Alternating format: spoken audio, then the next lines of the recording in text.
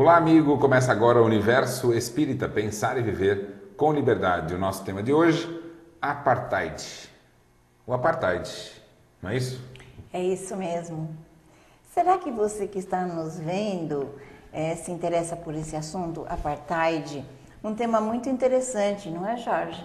Com certeza, um tema ainda polêmico e que a gente já começa sabendo o que o Paulo Henrique falou sobre Apartheid. A humanidade está evoluindo moralmente? O materialismo coloca em dúvida essa questão e considera que a relação humana é aleatória.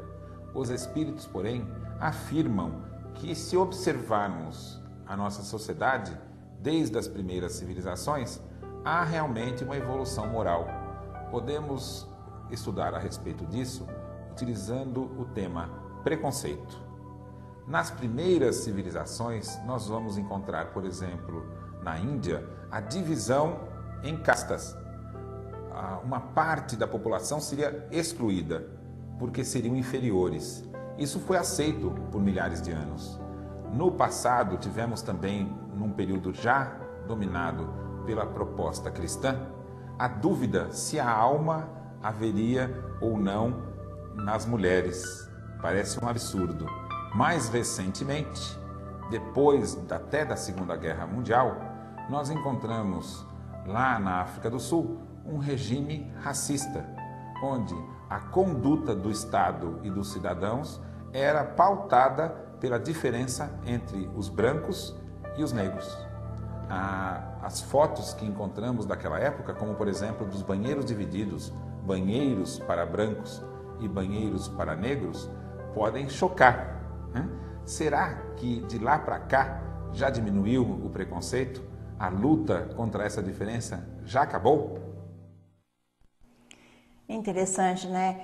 Porque hoje a gente pensa muito, e a sociedade, numa linha geral, pensa muito na questão do respeitar, honrar as diferenças. Porque sem a diferença, nós não temos como progredir. Se todas as pessoas fossem idênticas, mesma conduta, a mesma maneira de ser, então tudo ficaria igual e haveria uma estagnação.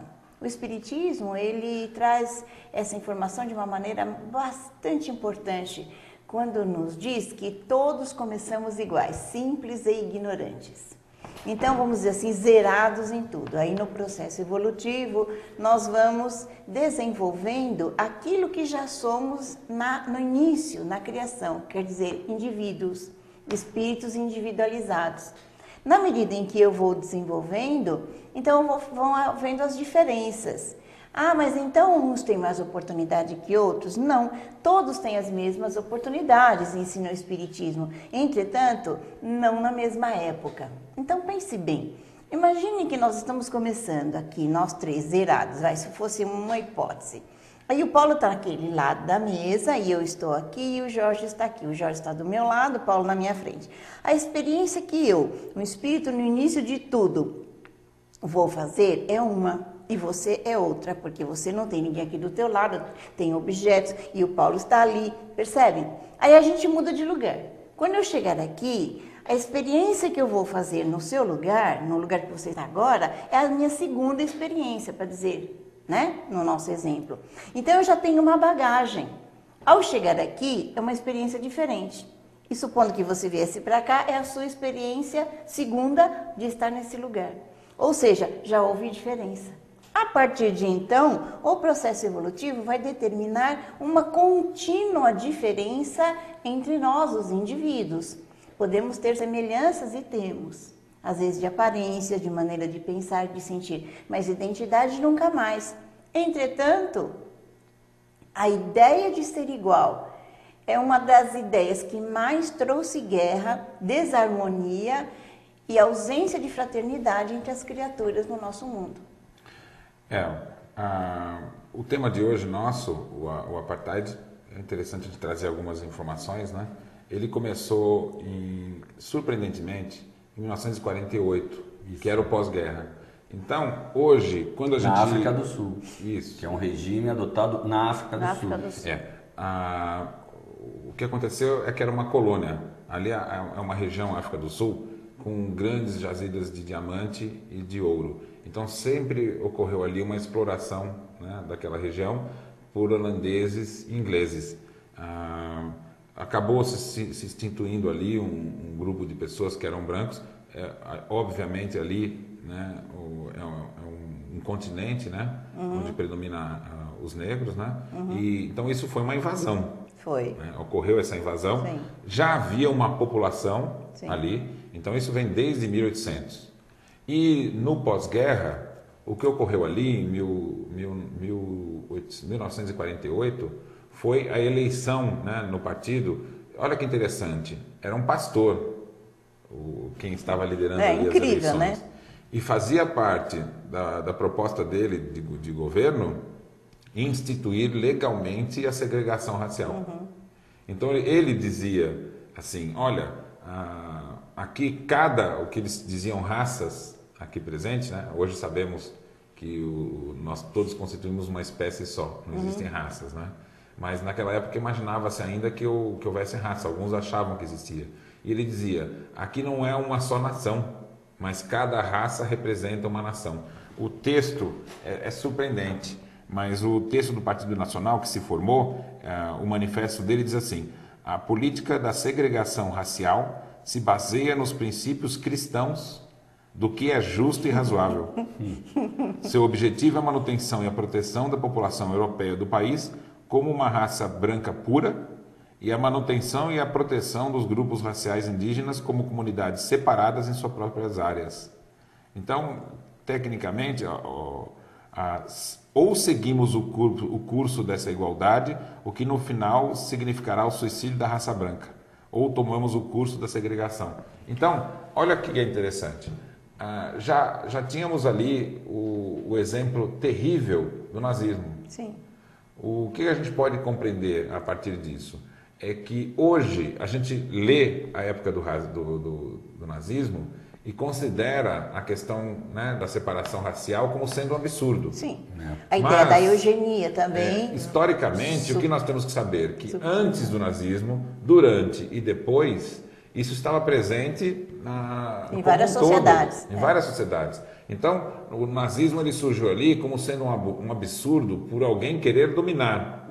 Mas não era um absurdo a defesa racial que ele fazia, porque isso estava vigente nos Estados Unidos, na Inglaterra, até mesmo presente na ciência. É isso. Então, o racismo é um problema grave. E eles dividiram em 4 raças, que era o branco, o negro, o de cor e o indiano. Sim, porque tem imigrantes. Eles foram isolando o grupo. E até que em 58 eles acabaram com todo o direito dos negros em particular. Então, mas é muito curioso como quanto mais a religião, por exemplo, porque aí partiu de um religioso, mas sempre a religião estabeleceu seja igual, não é isso? Por causa desse tipo de ideia de ser igual, nós vamos desenvolver a ideia da eugenia, da separação de raças, dos preconceitos e chega-se a absurdos que você não pode passar na mesma calçada que o outro. Que durou até 94, ou seja, Então, durou essa data é estranha, porque 94 não é tão longe. Não, Nossa, tá aqui. Então, século XX. E só ocorreu, né, por um movimento que se tornou mundial em torno da libertação do Nelson Mandela, que foi um preso político ali. Ele tentava lutar contra o apartheid e ficou preso por décadas. Sim. Saiu da prisão para se tornar presidente. Né? Agora, esse evento do Mandela foi recente e esse evento foi o que conseguiu romper com um regime, né, uma lei racista. Então, como que o mundo pode tolerar uma lei racista que dura até 1994? Só para situar, 94 foi o ano em que o Brasil foi tetracampeão. Pois é, tá aqui. Então foi uma coisa bem recente, a história é recente. E tinha toda essa segregação. A gente aqui comemorando futebol, aquele negócio todo, e na África do Sul, os negros vivendo nesse regime que a gente fala, absurdo, mas foi no século XX, século passado, está aqui na esquina. E é interessante, a história do Mandela, ela tem uma similaridade com a história do Gandhi. Né? Se bem as situações são outras, mas é a prisão dele, é ele ali dentro da prisão escrevendo. Eu tenho um livro que ele escreveu durante a prisão, ele vai ocupando o tempo dele escrevendo, desenvolvendo ideias, porque ele diz que ele enlouqueceria ali dentro, não é isso? Então ele vai escrevendo uma série de coisas. E é a força dessa ação que vai reverter. Claro que o mundo também começou a pressionar a África do Sul. Não é? Muitos países começaram a pressionar porque não dava mais para nós chegarmos no fim do segundo milênio com uma situação como aquela. Entretanto, a gente não pode dizer que dentro da cabeça das pessoas, sejam da África do Sul, seja de qualquer outro lugar, não exista ainda a ideia do racismo muito forte. Você citou aí Gandhi, e a trajetória de Gandhi foi marcada pela questão do apartheid. Ele esteve na África do Sul durante o apartheid. Então, uma das leis instituíam a questão do passe. Eles tinham que andar com os documentos o tempo todo e poderia ser solicitado que ele apresentasse, isso tirava a liberdade. Né? A outra questão, eles não poderiam andar na calçada. Se um branco tivesse vindo pela calçada, ele teria que ir para a rua. O que o Gandhi percebeu naquela situação toda é como que isso poderia ser aceito como lei. Pois é. Né? Olha que interessante. Quando o Gandhi se viu diante dessa situação, ele adquiriu o seguinte raciocínio. Nós temos que não nos impor, não é uma briga que resolve a questão, mas a gente fazer com que as leis caiam. Nós temos que lutar por uma lei correta e não para lutar para nos impor. Né? Esse assunto é bastante interessante, mas agora nós vamos para um breve intervalo, voltamos daqui a pouco.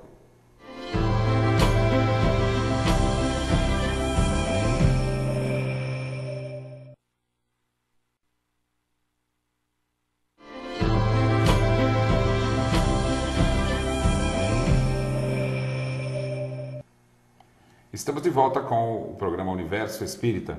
Hoje estamos analisando o Apartheid. O Apartheid é um regime da África do Sul que institui o preconceito, né, a divisão entre raças como sendo lei. Apartheid significa separação. Sim. Isso. A ideia é que a separação é necessária para a preservação da raça pura. Percebe? Volta de novo a ideia da raça pura em 1900, a partir de 1948 vai até 94. Olha que força que ganhou essa ideia dentro da nossa sociedade. Hoje nós ainda temos vários perigos relacionados a essa questão, né? Entre eles, um entendimento equivocado de alguns cientistas, imaginando que a genética determina as condições intelecto-morais. Exatamente. Né? Então, como que vai se resolver essa questão? Só vai se resolver quando a ciência, né, se aproximar do entendimento do elemento espiritual. Quando a gente vai estudar Kardec, nós temos que tomar alguns cuidados. A gente não pode ler os livros de Kardec como se eles tivessem sido escritos hoje. Você precisa contextualizar. Se você não contextualizar, que é conhecer qual era a cultura da época, quais eram os conceitos científicos, porque quando Kardec escreveu os livros dele, ele tinha acesso, ele era uma pessoa muito bem informada, estudioso, né, conhecia diversas ciências, professor, né, participava de várias academias científicas, então é uma pessoa muito bem qualificada com relação ao conhecimento. Só que o conhecimento era o disponível na época. Sim, conhecimento científico. Quando ele, científico, cultural, religioso, né?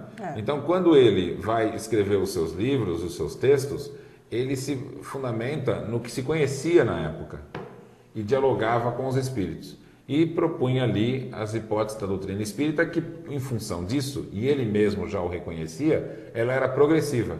Como há um diálogo entre a cultura humana, né, e a proposta dos espíritos, esse diálogo se desenvolve na medida em que o homem descobre novas coisas e tem novos entendimentos. Sim. Então isso é um fundamento da doutrina espírita.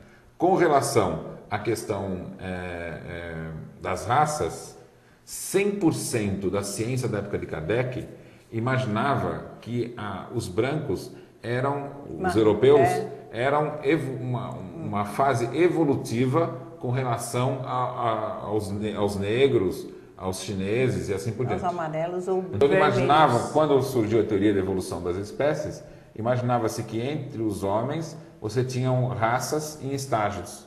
né? E o negro era considerado em 100% da ciência da época como sendo o estágio anterior, né, à evolução do branco. Quando Kardec vai lidar com esse assunto, ele parte do que os homens dizem. Olha, Sim. os homens dizem que a configuração do negro ele tem menos recursos do que a do branco. E aí ele vai dizer, segundo o Espiritismo, como há reencarnação, a evolução do espírito independe de em qual corpo ele está encarnado. Isso é uma conquista da alma. Quando a gente vai trazer esse assunto para hoje, nós devemos pensar assim, olha, não há diferença entre um negro e um branco do ponto de vista de constituição. Então, se não há, não existe uma inferioridade ou superioridade, né? Agora, mas muita gente pensa assim, mas claramente a gente vê que a África é menos desenvolvida. A origem disto, ela é histórica, ela é cultural e ela é social. E a vida, e não racial. A vida Exato. Começou na África ali, os primeiros hominídeos estavam na África. Exatamente. Então a questão não é de tempo. Não é? Até a diferença entre as etnias, ela se dá por uma adaptação local ao ambiente onde se vive, mas ela é muito curta, ela está relacionada só a questões de adaptações externas, não tem nenhuma relação com inteligência ou capacidade, né? A questão, então, do apartheid está inserida também nesse entendimento social e científico. De imaginar-se que há uma raça superior, né? Aquela época do apartheid, nós tivemos um momento que foi a libertação do povo africano, da África do Sul, com relação a essa política racial. Isso se deu por meio do Mandela, do Nelson Mandela. E a gente vai ter aí o nosso quadro Pipoca falando sobre isso.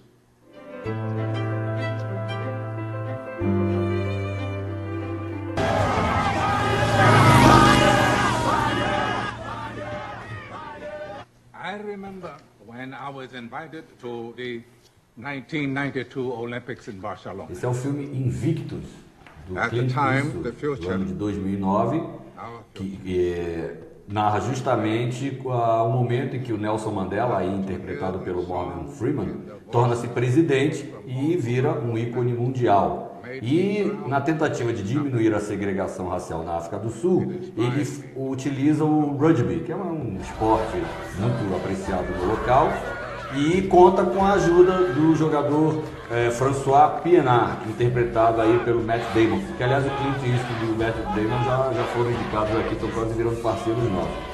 E ele vai ser parceiro do Mandela nessa empreitada de, através do campeonato de rugby, quebrar esse apartheid de vez, enterrar de vez essa imagem do apartheid. É um filme muito legal, muito bonito, com um destaque para a interpretação do Morgan Freeman, que nasceu para fazer o Nelson Mandela, o tamanho e a similaridade. Muito embora o Morgan Freeman, eu acho que é um ator tão fantástico, que se ele for chamado para interpretar o presidente John Kennedy, ninguém vai perceber a diferença, porque o cara é bom e o filme merece uma conferida. Invictus, de 2009.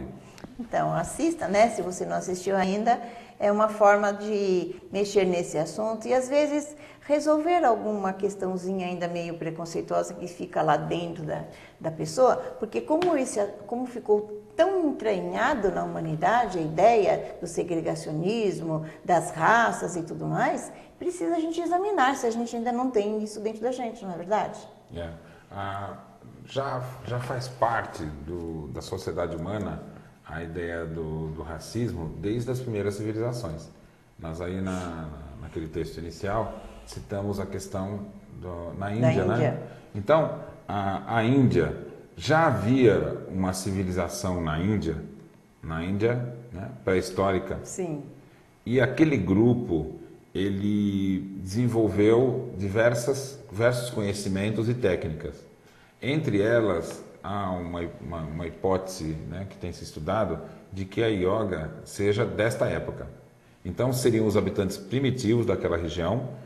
Existe alguns resquícios arqueológicos de uma cidade que é anterior aos arianos, e essa cidade teria ali uma estrutura complexa de ruas, de casas, ou seja, uma civilização.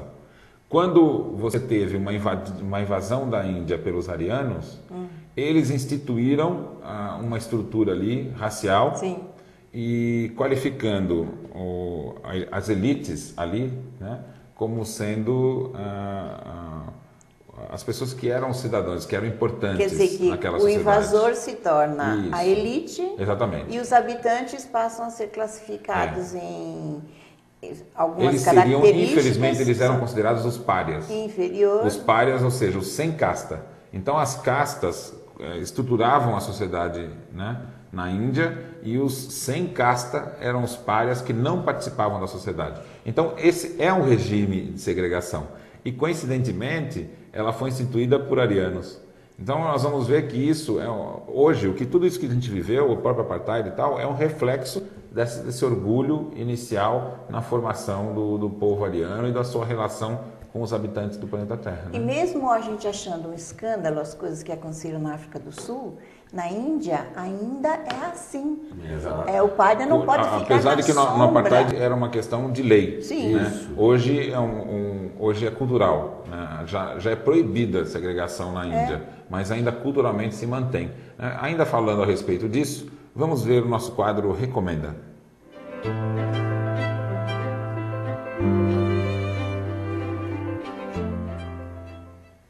O livro é Negritude e Genialidade, do Hermínio Miranda, que também já é parceiro nosso aqui. Volta e meia a gente está citando o livro dele, que conta a história do meu xará, George. Só que esse aí é o George Washington Carver. Não, quem dera. Que nasceu em janeiro de 64 e faleceu em 1943. Ele era filho de escravos nos Estados Unidos, né? E apesar de tudo contra, né? Ou seja, ele contrariou as expectativas e se tornou um dos maiores cientistas do mundo. Tem uma coisa interessante que é o apoio que a mãe deu para ele, né?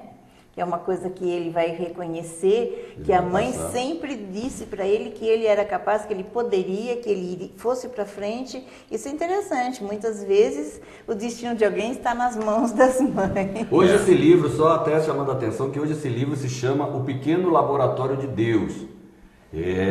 Mas tem uma outra capa também. Tem uma outra capa, esse que nós apresentamos aí é uma capa anterior. Hoje ele se chama O Pequeno Laboratório de Deus, mas a história é a mesma. Vale conferir e acompanhar as técnicas que o Carver se utilizou, notadamente na agricultura. Sim. Ele é que trabalhou o conceito do plantio do amendoim, da soja e utilizar aquele mesmo local para depois plantar algodão. Então ele foi responsável por esse sistema de agricultura nos Estados Unidos e que, segundo alguns, até foi ele que acabou descobrindo a famosa pasta de amendoim, que hoje faz parte do cardápio americano. E também de nós, né? Que é uma delícia, eu acho, né? Outra coisa que não é tão conhecida, mas o Carver também fez pesquisa a respeito da soja. Isso. A soja era originária da China, mas chegou se deu muito bem ali aqui nas Américas. Era alimento só para animais, né? Isso. E ele descobriu o valor nutritivo. Outra coisa importante do Carver, ele propôs questões relacionadas à agricultura.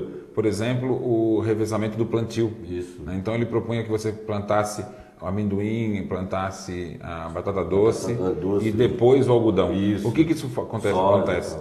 Ele descobriu ali a fixação do nitrogênio no solo, né, por meio das forrações. E isso favorecia o próprio desenvolvimento do algodão posterior.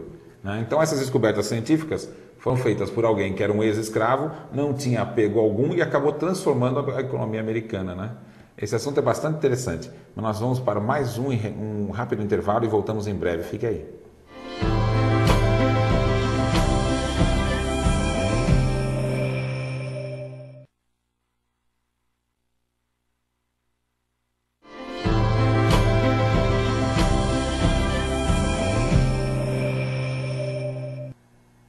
Estamos de volta com o Universo Espírita.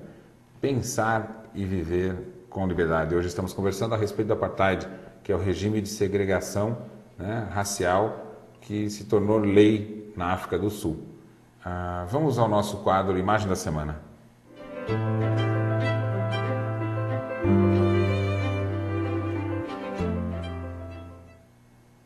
O que é esse quadro, essa placa? Que é essa placa? Essa placa é oriunda de uma das leis do apartheid que se chama Lei de Reserva dos Benefícios Sociais. É uma lei instituída em 1953. Ela foi afixada, essa especificamente está numa praia de Durban e indica em 3 línguas ali no caso, o inglês, o africano e o zulu, que se trata de uma área de banho reservada para uso exclusivo por integrantes do grupo racial branco. E essa praia é na África do Sul, obviamente. Placas como essa foram espalhadas em vários lugares, indicando quem podia e quem não podia usar. Essa sobreviveu. Segundo Costa, ainda está lá, mas como um marco do absurdo, do que aconteceu, assim. Isso mesmo. Não é uma placa assim dizendo assim, cuidado aqui. Não, tem tubarão, cuidado, a maré alta, não, só os brancos podem usar essa praia. Uma das mais graves medidas que o apartheid tomou foi a separação. Eles criaram reservas, né, onde os negros tinham que morar ali. Só que eles trabalhavam, né? Então, só que não tinham acesso aos trabalhos mais bem remunerados, né? A educação era uma educação diferente. Tudo foi pensado estrategicamente e intencionalmente para que você tivesse ali o que diz o nome, segregação, né? Essas placas não estavam só ali na praia, elas estavam presentes até em banheiros, tinham banheiros separados, tinham conduções separadas, né? Até na rua não poderia andar na calçada, todo o comportamento era regido por leis. Eu fiquei pensando uma coisa interessante. Por que é que estas pessoas encarnadas com corpos negros passaram por essa situação? Sempre isso me traz a curiosidade, não é verdade? Então, injustiças não existem. Então, se a gente for olhar coisas do ponto de vista do julgamento, que é um equívoco, fizeram alguma coisa errada no passado, escravizaram pessoas e... Eles foram escravos de outra encarnação. Não, eles foram senhores de outra encarnação segregaram e agora eles voltam assim. Então, mas esse pensamento é um pensamento de julgar e a gente não nos cabe isso. Então, um pensamento bem atual, bem moderno, eu penso que é entender que aqueles espíritos que viveram essa situação precisavam de descobrir o alto valor e de negar para si mesmo aquilo que o externo lhe obriga. Você é inferior. Não, eu não sou inferior, eu apenas sou uma pessoa com a pele negra. Você não é inteligente, eu sou inteligente. Por que eu estou pensando isso?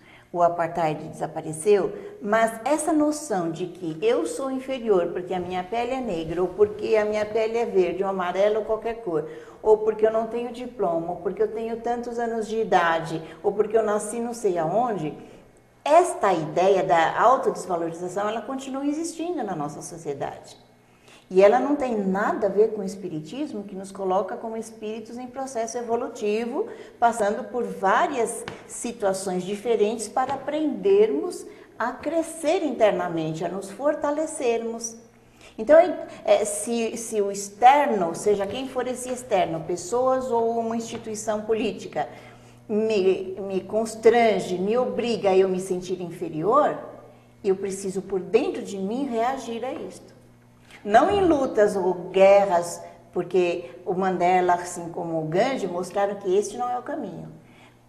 Até porque você se nivelaria por baixo. Mas uma postura íntima de autovalorização, que foi o caso do nosso cientista, que apesar de negro, ele foi galgando os postos porque ele confiou nele. E aí vem a ideia da que a mãe ajudou. Ora, certamente alguém sempre nos ajuda nos nossos pontos na hora da insegurança que todo mundo tem.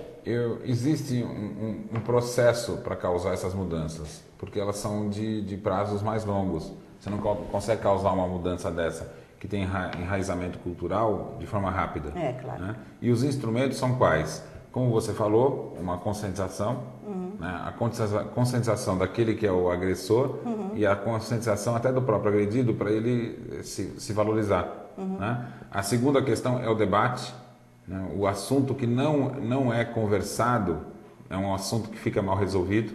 Então tem que se falar sobre os assuntos, que é até o que estamos propondo aqui. E a terceira questão é, tudo isso tem que ter o objetivo da mudança de hábitos. Sim. Então, quando você conversa sobre as questões, sobre os problemas, expõe, né, o que não está adequado, só a partir daí é que você começa a pensar em alternativas. Enquanto o hábito ele está inconsciente, ele não muda mais. Porque existem processos, né? Inicialmente, você pode fazer uma escolha errada. Isso vale até para um caso como esse, até para a questão pessoal. Como eu me modifico? A primeira passo da modificação é a conscientização. Eu preciso perceber que eu faço isso e descobrir que aquilo não está adequado. Depois, você tem que tomar o propósito da mudança. E aí você vai vivenciar a mudança de hábito que começa por perceber quando faz, porque se já é inconsciente você não percebe, né? O fato de você desejar que seja diferente, começar no momento tentar não fazer, para depois substituir por uma reação diferente. Então isso serve para os hábitos mais simples até os mais complexos. Para você mudar questões complexas como essas ligadas ao racismo, ela passa pela mudança individual. Então, e essa mudança individual só ocorre com a escolha. Eu quero mudar. Então, a conscientização de que a gente precisa conversar sobre essas coisas e que cada um precisa fazer o seu papel de transformação para que as coisas mudem, é a proposta espírita. E um dos pontos fundamentais neste processo é a pessoa ir vencendo o medo. Porque o medo sempre ele vai manter a pessoa abaixo da pessoa que estabelece o medo ou de uma situação que cria o medo. Exato. E o medo é manter a pessoa na ignorância. Você não pode, se fizer vai acontecer tal coisa. Então, é ir vencendo esse medo, quer dizer, um enfrentamento que não é de brigar, mas é de olhar a situação e verificar, nossa, qual é a pior coisa que pode me acontecer, né? Se for espírita, você já sabe que não tem a pior coisa, porque morrer não morre, então...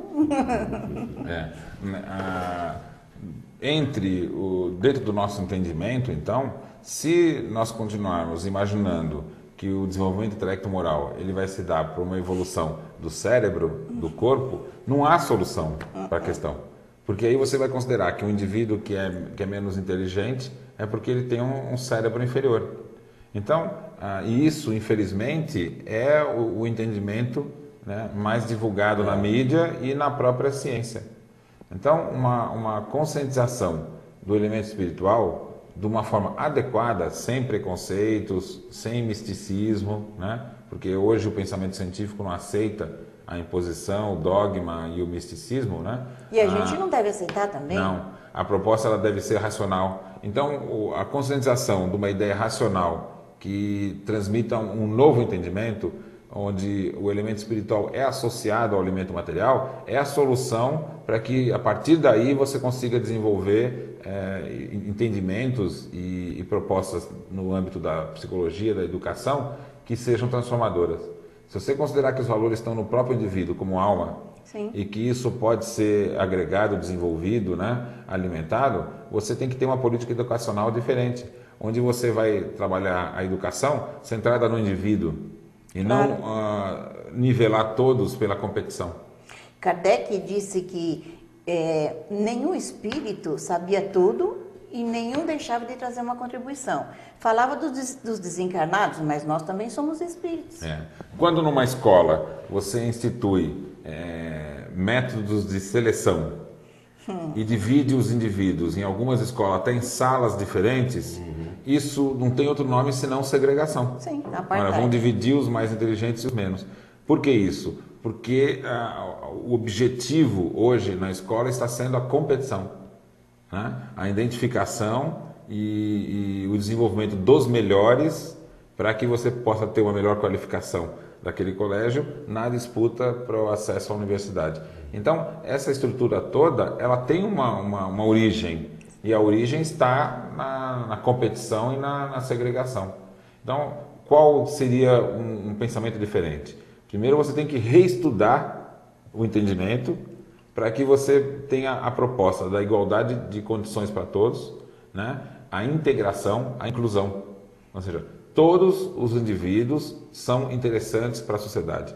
Todos são importantes. Então, nós temos que ter uma política que crie condições para todos. Aqueles que têm um desenvolvimento de inteligência menor e os que têm mais. E só é possível isso se você abandonar a competição pela cooperação.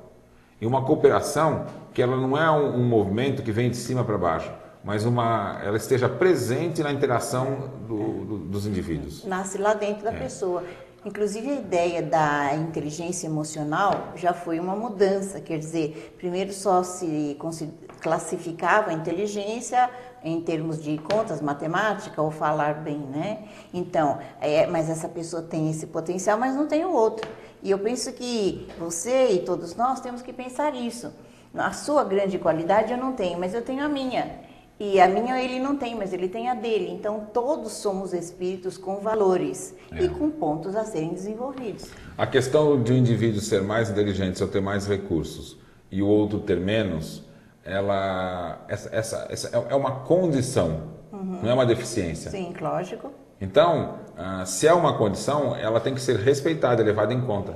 Tá. Hoje, quando você estipula numa classe de aula, né, que a competência exigida ela está relacionada à memorização, né, a certas só determinadas habilidades, você já está selecionando ali de forma natural, porque nem todos têm como habilidade mais adequada a memorização. Então, alguns têm habilidade visual, habilidade artística e diversas maneiras de manifestar a inteligência. E é a reencarnação que estabelece isso, porque então, o que aprendeu antes você traz como bagagem. No ambiente de ensino, isso precisaria ser despertado por meio de diversificação das abordagens do conhecimento para que você possa ter uma inclusão de todos, né? Nós vamos para mais um rápido intervalo e voltamos em breve. Fique conosco.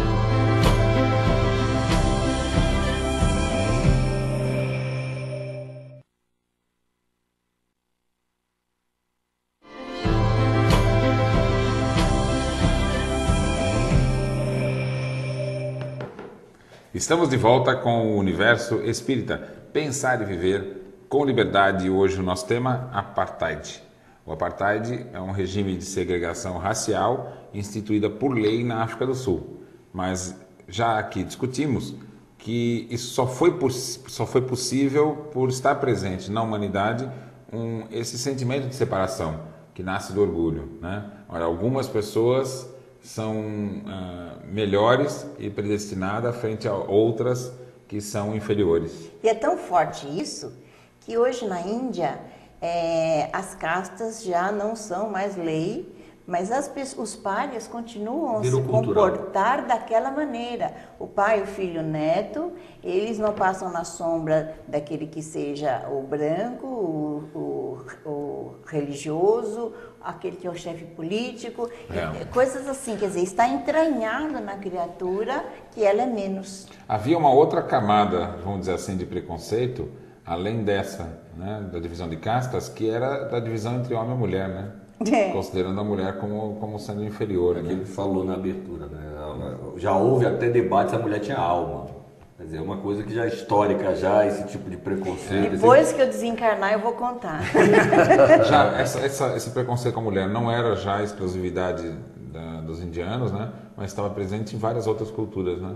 É isso mesmo. Então, como contra os índios, por exemplo, né? Debatia-se se os índios também tinham alma. Gente. Eles achavam que o índio não tinha alma, então, portanto, não merecia nenhuma oraçãozinha se morresse. Nós tivemos no Ocidente, na época medieval, aquela questão de você utilizar esse preconceito com a mulher até com a finalidade de se apropriar de fortunas. Então, dizia-se que a mulher era pecadora, né? Qualquer tipo de acusação, ela era enviada para um convento e se tomava posse da fortuna que ela tinha. Você viu, né? Então, isso na China também, nós temos socialmente a mulher tem uma inferioridade, tanto que a luta lá é para ter um filho homem, né? Os países árabes que obrigam as mulheres a usarem a burca, quer dizer, ela não pode se mostrar, né? E aí nós vamos ver um pioneiro na defesa da mulher em Allan Kardec.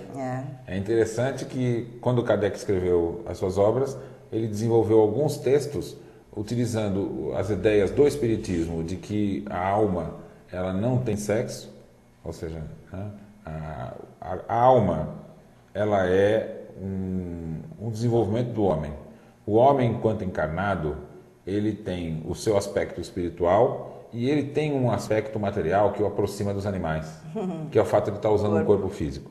Então, enquanto estamos aqui na Terra, você tem que atender aos interesses da alma, que é o desenvolvimento intelectual e o desenvolvimento moral, mas também você tem que prover as necessidades orgânicas, né, que acaba colocando o homem num nível de necessidade equivalente ao dos animais, que não diminui o homem, mas mostra a sua condição transitiva. Nós estamos transitando, né, da vida animal para a vida do espírito. Então, o homem, enquanto aqui na Terra, ele tem uma série de obrigações com relação à espécie, à própria preservação do corpo, que vão exigir dele a busca pela alimentação, né, a questão sexual, a questão da reprodução e uma série de coisas que colocam, né, o homem no nível da necessidade do desenvolvimento e da preservação da sua espécie. E olha, você falou Kardec. Antes dele ser Kardec, como o professor Hippolyte, ele fez uma coisa muito interessante, ele e a Amélie. Ele conseguiu trazer jovens que queriam estudar para Paris. Ele arranjou um jeito de abrigá-las como numa casa, em algum lugar, e permitir que estas moças estudassem. Então, ele promoveu uma espécie de movimento no meio cultural e educacional da França, justamente para dar oportunidade para que moças pudessem estudar, coisa que não era permitido. E depois, como Kardec, ele escreve alguns textos demonstrando que quando a gente desencarna na vida após a morte, no mundo espiritual, as questões relacionadas ao corpo, né, preservação do corpo e da espécie, já não tem mais fundamento. E conforme há um desenvolvimento do entendimento do espírito, ele vai percebendo que as questões intelectuais e morais são o fundamento do desenvolvimento do espírito. Sim. Nessas condições, vai se perceber que o espírito em si, ele não há necessidade no mundo espiritual de medo, de raiva e até mesmo da reprodução. Então isso vai colocar a alma acima das questões de sexo, no que se diz a divisão entre homem e mulher. Então um espírito pode nascer tanto num corpo de um homem quanto num corpo de uma mulher, e essa decisão só vai ter relação com qual o propósito. E vai ter alma de qual a intenção, o que ele quer aprender. E vai ter alma, né? De qualquer jeito. Em verdade, o Espiritismo ele estende a questão do termo alma, né, a todas as formas. Então, nós temos uma alma na célula, nós temos uma alma no átomo. Sim. Toda forma tem a gerência de uma alma. A questão é de que a alma, ela desperta no homem para as questões da consciência, da liberdade e do desenvolvimento pessoal. Né? Antes disso, é uma alma que tem um desenvolvimento anímico, né? Alheio à sua própria vontade. Né? Vamos ver o que é que o Espiritismo pode nos dizer, algumas palavras a respeito do tema de hoje, no nosso quadro Pensamento da Semana.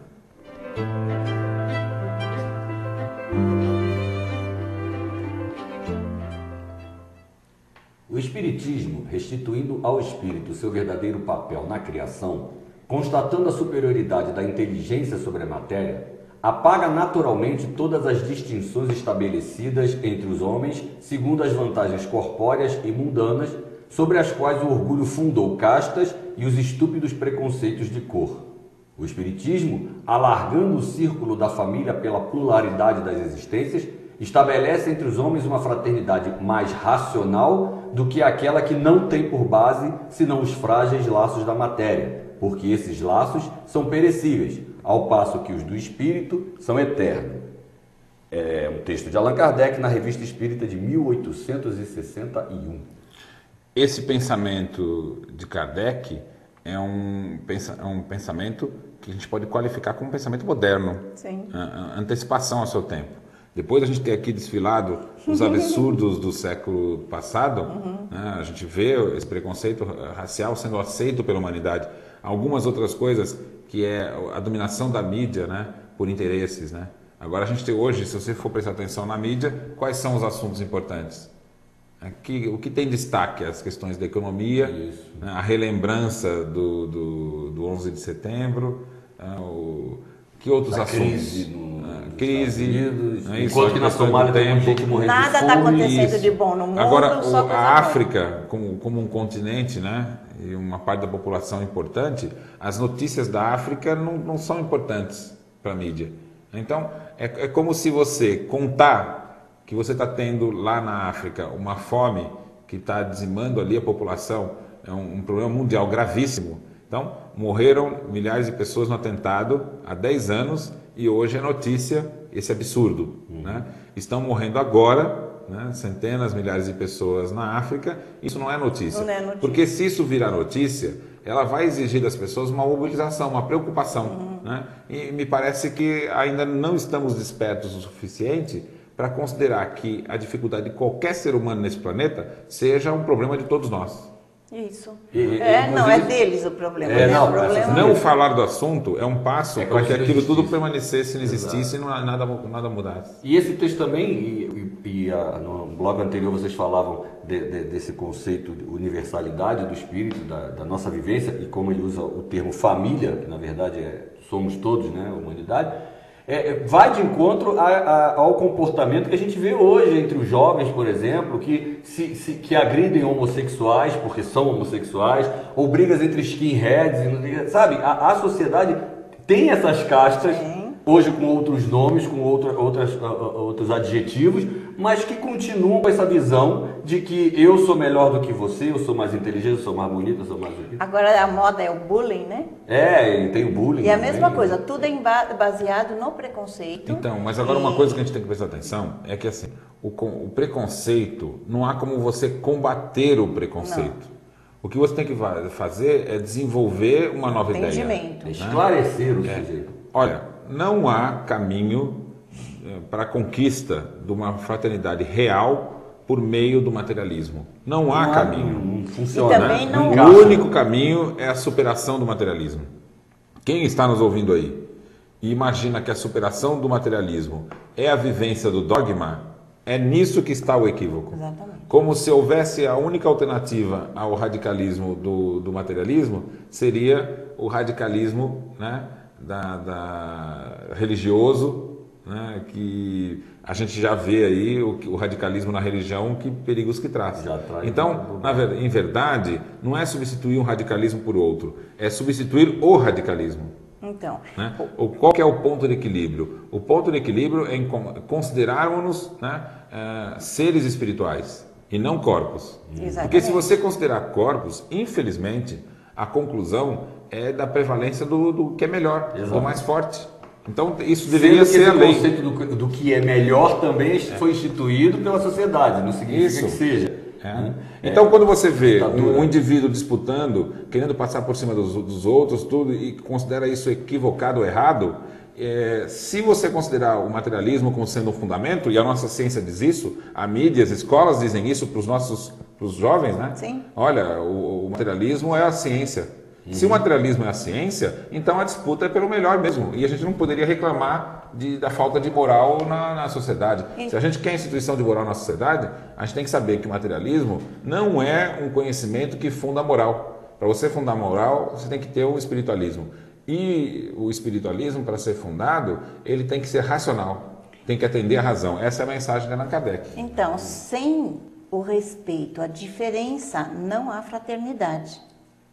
Porque na medida em que você vai fazer a diferença, assim, você, eu, todos estamos compondo a humanidade, isso pode desenvolver em mim a fraternidade, que é esse trabalho moral interno que cada um vai fazer. Agora, quando eu acho assim, não, tem que ser de um certo jeito, então o que eu estou estabelecendo é a guerra, é o preconceito, é a separação, é o conflito. Eu acho que o Espiritismo traz uma mensagem para todos nós e propõe que esses temas sejam discutidos em casa. Não podemos esperar que uma política nacional resolva essa questão, muito menos mundial. Isso vai começar pelos lares, pelo debate entre as pessoas, pela conscientização dos jovens. Chegamos ao fim de mais um programa Universo Espírita, Pensar e Viver com Liberdade. Agradecemos a todos vocês que nos acompanharam.